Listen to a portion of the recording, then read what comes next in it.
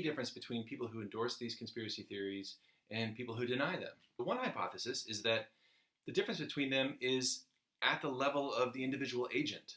So these individuals have this psychological trait of conspiracy mentality, like we talked about, or like Kassam argued, these people have epistemic defects of a certain kind, right? Epistemic vices that are reprehensible characteristics of the mind, thinking styles, attitudes, or features of their character as epistemic agents that make them believe in these things. Okay, so that's hypothesis one. There's something defective with these individuals at the individual level. Another hypothesis is that the people who deny conspiracy theories follow the news more closely, and the people who endorse them don't follow the news closely at all. So this is a social epistemological approach to the question that we were talking about. And this is what Neil Levy essentially thinks is the case. He says, look, educated liberals tend to read the news and to dig into the background of the stories that are reported in the news. But most people just get their news from their social media. So the idea is people who deny these theories and people who endorse them are relying on the same rational procedure. What's the rational procedure?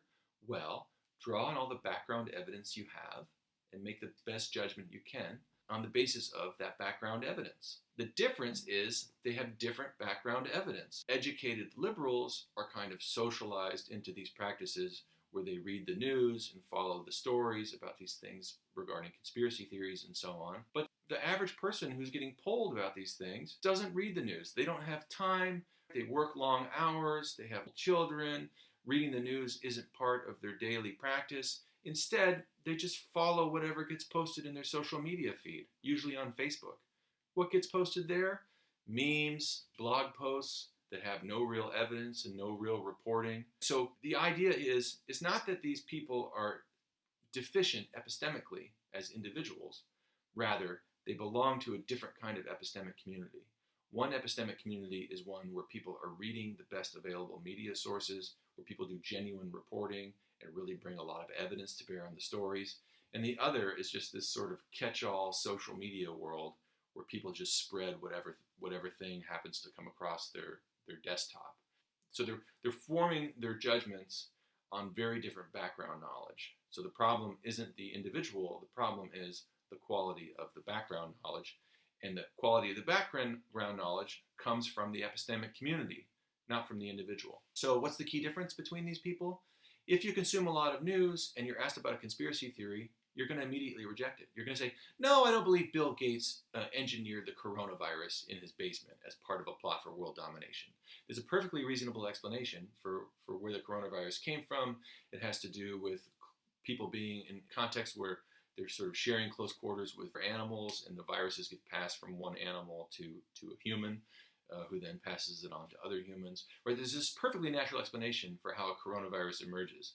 You don't need some wild theory about Bill Gates trying to take over the world with vaccines. But if you don't know anything about the coronavirus, you don't know anything about vaccines, you don't know anything about Bill Gates, you aren't reading the stories that are covering the conspiracy theories, you don't have any of that background knowledge, you're just drawing on your social media feed and you're seeing these memes where Bill Gates is doing diabolical stuff, then you're going to be more likely to draw the conclusion that, yeah, maybe he is behind some kind of diabolical scheme to spread the coronavirus so that he can put a chip in all of us and control the world one day. So, this is the idea that Levy is promoting. So you're asked a question on a conspiracy theory poll, is Obama a secret Muslim terrorist?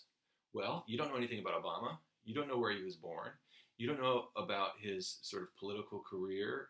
You don't know anything about him. You didn't read his autobiography. All you know is that everyone in your social media feed dislikes him because that's the political community that you identify with and your friends identify with. And you're seeing these memes passed along suggesting that he is a terrorist. There's these images of him that look fishy to you, that seem problematic. And you hate him. You have this sort of political allegiance that makes you dislike him. And so you're prone to say, yeah, maybe he is. Maybe he is a secret Muslim terrorist who wants to undermine the U.S. government and the Constitution in some way. Were the moon landings faked? You're asked that question. That's a difficult question. You don't know anything about the history of NASA. You don't know anything about aeronautical engineering. You don't know anything about flight or its history in the development of the technology necessary for sending someone to the moon. You don't know any of that stuff. all you know is what's in your social media feed, and you haven't studied the history of these things. And so somebody asks you, were the moon landings fake? Well, you know that they can make really realistic looking movies where people seem to be in space. So if you don't know anything about the history of the actual space program, but you do know that it's pretty easy to make a movie that looks realistic, that looks even better than the moon landings actually looked, then you might think, well, why not? Maybe they were faked. Now, you might push back here and say, well, why don't these people just tell the truth? If they don't have any of the relevant background knowledge to really reach a judgment about this stuff, why don't they just say so? Well, Levy says there's three reasons that you could think of here that would explain that behavior. One, it's often not an option on the poll. On the poll, you often get a yes/no question. They don't give you a third option of saying, I don't know. Secondly, when you do get the option of saying, I don't know, a lot of people don't want to admit that they're ignorant about these things. The space program, that's something that people should know about. Where President Barack Obama is from, that's something people should know about. And they don't want to admit they're ignorant to some stranger on the street who's asking them about these questions. And finally, there's this phenomenon of expressive responding, where people know that what they're saying isn't true, but they say it anyway because it reflects their political allegiances. A famous example of this was a recent study. When Trump initially got elected, he said that his inaugural crowd was much bigger than Obama's inaugural crowd. And then people started putting these photos on the internet showing that Obama's crowd was in fact much larger than Trump's. And then Trump started coming up with these explanations about why he actually had more people there, and that the photos representing a smaller crowd for him were faked and all this kind of stuff. And what these researchers did was they didn't want to test whether or not people actually believed that Trump had more people at his inauguration. They just wanted to see, will people lie? Will people look at these photos and where one clearly has more people in it, and will they say that the one with fewer people in fact has more people in it, just to reflect their political allegiance? So they took these photos out into the world. People were already familiar with them. They'd seen them on the media, and they'd seen people talking about them. So they weren't labeled, and they took the Trump photo, which had fewer people in it, and they took the Obama people with all those people in it, and they held them out, and they said to people, which of these photos has more people in it? And 15% of Trump voters said that the image on the right had more people on it. Obviously, they didn't actually believe that. They don't actually think that there are more people in the photo on the right. No one could possibly believe that. But it was a kind of political act. It was a purely expressive response. They were just saying, you know what, Trump's my guy, and this nerd who's doing this poll probably doesn't like Donald Trump, so I'm just going to lie to him, and I'm just going to say the Trump photo has more people in it. So these are three reasons why people don't just tell the truth. It's not an option. It's embarrassing to admit that you don't know stuff, and people like to engage in expressive responding.